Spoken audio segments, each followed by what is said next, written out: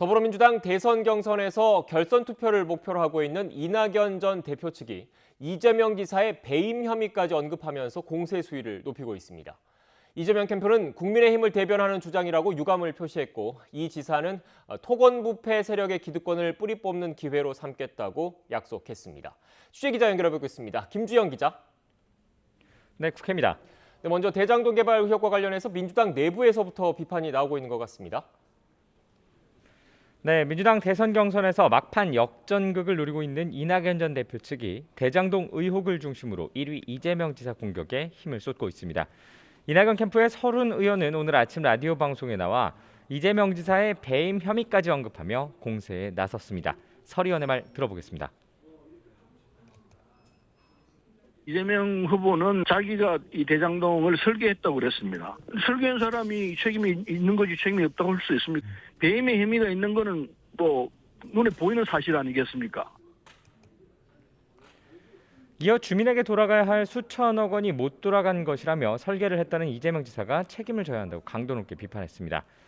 야당인 국민의힘도 공세 수위를 높이고 있습니다. 국민의힘 이준석 대표는 오늘 아침 당회의에서 이재명 지사와 화천대유의 연관성을 언급하면서 민주당이 대장동 의혹 규명에 소극적으로 나설 경우 역풍을 감당하기 어려울 것이라며 특검을 수용하라고 촉구했습니다. 김기현 원내대표도 오늘 당 의원들과 대장동 의혹에 대한 신속하고 철저한 수사를 촉구하면서 국가수사본부와 대검을 항의 방문할 예정입니다. 네, 논란의 중심에 서 있는 이재명 지사 측 입장도 궁금한데요. 어떤 분위기입니까? 네, 일단 이재명 캠프는 대장동 사업 구조가 불가피한 것이었다는 점을 강조하고 나섰습니다. 당시 시장이었던 이 지사가 최대한 많은 돈을 환수한 것이라는 부분을 강조하는 데도 주력했습니다. 박찬대 이재명 캠프 수석 대변인의 말 들어보겠습니다.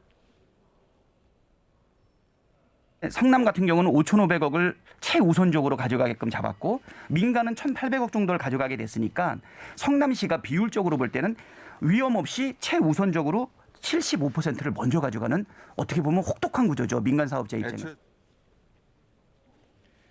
내부 공세를 펼치는 이낙연 전 대표 측에 대해서는 국민의힘을 대변하는 주장을 하고 있다며 유감을 표시했습니다.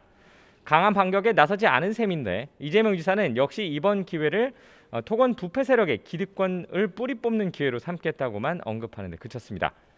대세론을 바탕으로 1위를 차지하고 있는 이사 측 입장에서는 본선에서 이낙연 후보 측과도 손을 잡아야 한다는 점까지 고려해 과도한 반격을 하지 않는 것으로 보입니다.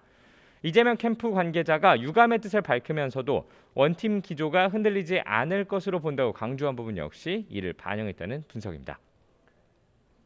네, 이런 가운데 윤석열 검찰의 이른바 고발 사주 의혹도 다시 불거진 것 같습니다.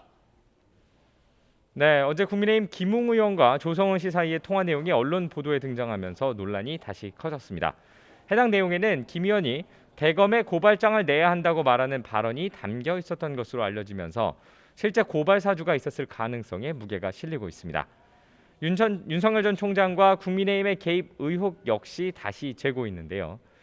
민주당 법사위원들은 긴급 기자회견을 열고 이번 건이 검찰의 정치 개입, 선거 개입 사건이라고 규정했습니다. 윤석열 전 총장, 손준성, 김웅으로 이어지는 검찰과 야당의 유착이 드러난 사건이라며 구속 수사가 불가피하다고 지적하고 끝까지 명확하게 진상을 밝히겠다고 강조했습니다. 이에 대해 국민의힘 대선 주자인 윤석열 전 총장 측은 고발 사주가 아니라 제보 사주 사건에 가까운 것 아니겠느냐고 선을 그었습니다. 윤석열 캠프의 윤희석 대변인은 오늘 아침 라디오 방송에서 윤 전 총장이 지시를 했다는 증거가 없다는 점을 거듭 강조했습니다. 네, 이런 가운데 국회에서는 국정감사가 진행되고 있는데 어떤 부분을 주목해서 봐야 할까요? 네, 오늘은 국정감사 4일차로 법사위, 정무위, 교육위, 과기위 등 10개 상임위에서 국감이 진행되고 있습니다. 가장 관심을 모으는 곳은 감사원 국감이 진행되고 있는 법사위와 금감원 국감이 진행되고 있는 정무위입니다. 논란이 큰 대장동 사업과 관련해 감사가 제대로 진행된 것인지 또 금융당국의 감독이 충분했는지를 두고 여야 공방이 벌어질 전망입니다. 또 원자력안전위원회 국감이 진행될 과기위에서는 탈원전 정책에 대한 질의가 이어질 것으로 보이고 복지위와 질병청 국감이 진행될 복지위에서는 코로나19 대응이 적절했는지에 대한 질의가 나올 전망입니다. 지금까지 국회에서 YTN 김주영입니다.